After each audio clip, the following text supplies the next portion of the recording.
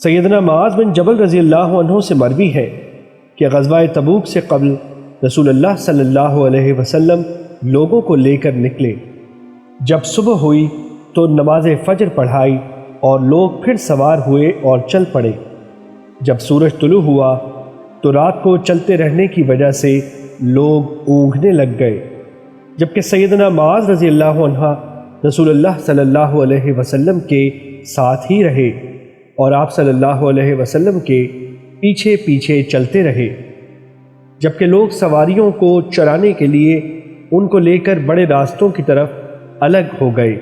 بہرحال ادھر سیدنا معاذ رضی اللہ عنہ رسول اللہ صلی اللہ علیہ وسلم کے پیچھے چل رہے تھے۔ ان کی اونٹنی چڑھتی بھی گئی اور چلتی بھی رہی۔ اچانک وہ پھسل پڑی۔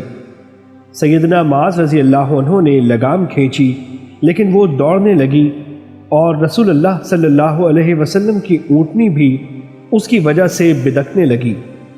پھر رسول اللہ صلی اللہ علیہ وسلم نے سر سے کپڑا اٹھایا اور پیچھے متوجہ ہوئے اور دیکھا کہ پورے لشکر میں سے سیدنا معاذ رضی اللہ عنہ ہی آپ صلی اللہ علیہ وسلم کے قریب ہے۔ آپ صلی اللہ علیہ وسلم نے ان کو آواز دیتے ہوئے فرمایا، اے معاذ۔ انہوں نے کہا، جی میں حاضر ہوں اے اللہ کے نبی۔ آپ صلی اللہ علیہ وسلم نے فرمایا، قریب ہو جا۔ پس وہ آپ صلی اللہ علیہ وسلم کے اتنے قریب ہو گئے کہ ایک سواری دوسری کے ساتھ مل گئی۔ پھر رسول اللہ صلی اللہ علیہ وسلم نے فرمایا، میرا یہ خیال تو نہیں تھا کہ لوگ اس قدر ہم سے دور رہ جائیں گے۔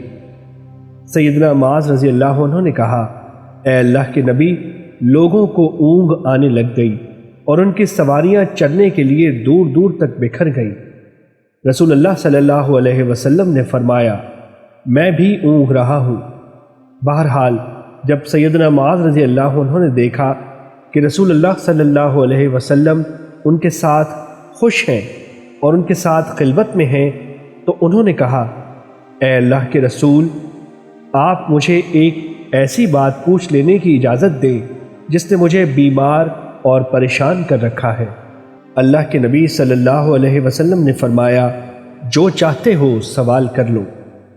انہوں نے کہا، اے اللہ کے نبی، آپ مجھے ایسا عمل بتا دیں کہ جو مجھے جنت میں داخل کر دے۔ میں آپ سے اس کے علاوہ کسی اور چیز کے بارے میں سوال نہیں کرتا۔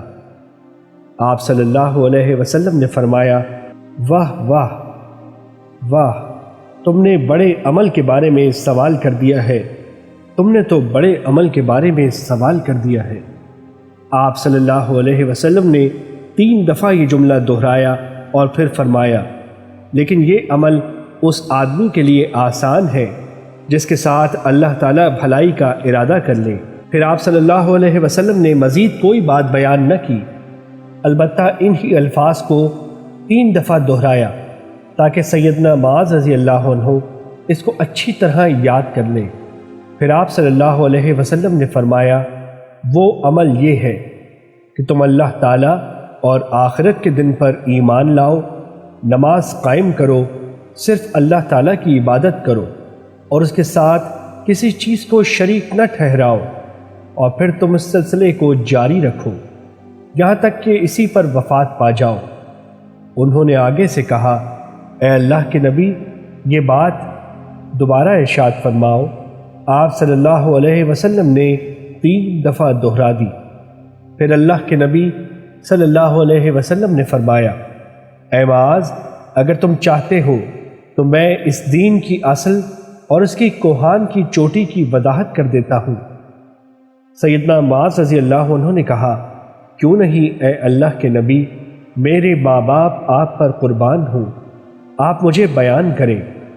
آپ صلی اللہ علیہ وسلم نے فرمایا، اس دین کی اصل یہ ہے کہ تم یہ گواہی دو کہ اللہ تعالیٰ ہی معبود برحق ہے، وہ اکیلا ہے، اس کا کوئی شریک نہیں، اور یہ کہ حضرت محمد صلی اللہ علیہ وسلم اس کے بندے اور رسول ہیں، اور اس دین کا سہارا اور ستون یہ ہے کہ نماز قائم کی جائے اور زکوٰۃ ادا کی جائے، اور اس کی کوہان کی چوٹی جہاد فی سبیل اللہ ہے۔